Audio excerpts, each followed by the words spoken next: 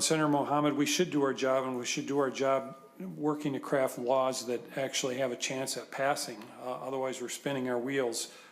Much like the element of socialism spins its wheels in believing that government creates wealth. Government doesn't create wealth, Mr. Chairman. It simply extracts wealth from the people of our state who work hard every day to produce it. That is where it's produced.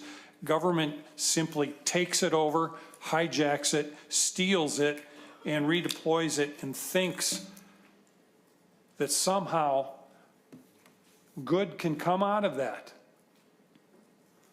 Mr. Chair, Senator Mohammed, this bill, I look at the language in the submission to voters, and I mean the creativity of some of our members, and hats off to you for being very creative. And I see this with constitutional amendment after constitutional amendment members, the deception that happens in order to make the constitutional question sound so sweet, so wonderful. This is flowers and butterflies and lemon meringue all in one here on the submission to voters 2.9 through 2.12 of the bill. To remove barriers, shall the Minnesota Constitution be amended to remove barriers to home ownership. This isn't going to remove any barriers. All it is going to do is make other people pay for someone else's home. That's what this does. To make rental housing safe and affordable. Mr. Chairman and members, in the same bill on page 3, we find prevailing wages. So the prevailing wage has to be paid to build these houses. This bill actually makes housing more expensive, Mr. Chair. The money is taken from other people to pay for the house. So other people who are, by the way, Mr. Chair, trying to pay for their own house and struggling to pay for their own house, and forces them to pay for other people's houses. And as we began this hearing and hearing Senator Mohammed talk about Operation Metro Surge and people who weren't working,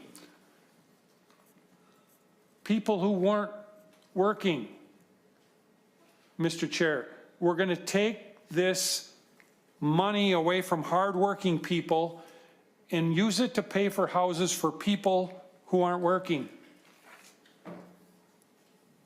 That is not getting us ahead.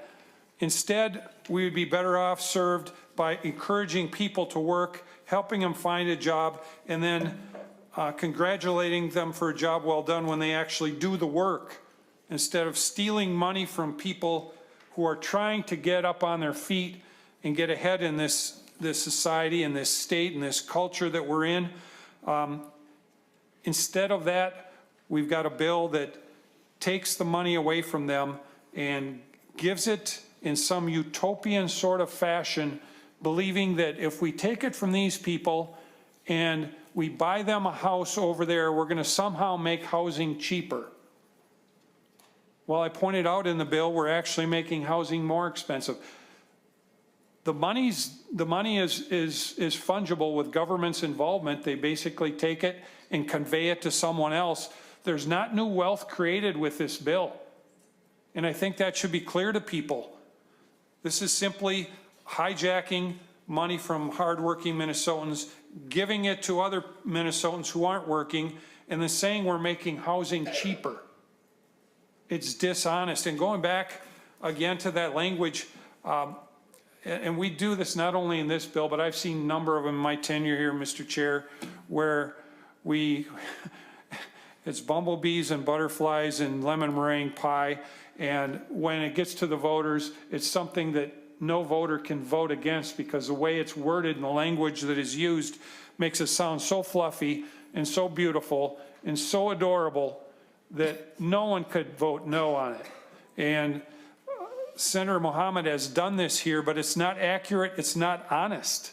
It's not honest to the functions of the bill and the functions of what this bill does. So I think we should spend our time, Mr. Chair, on bills that actually do things that get us ahead, that improve our state, that have a chance of passing the legislature, because this one does not. Thank you, Mr. Chair.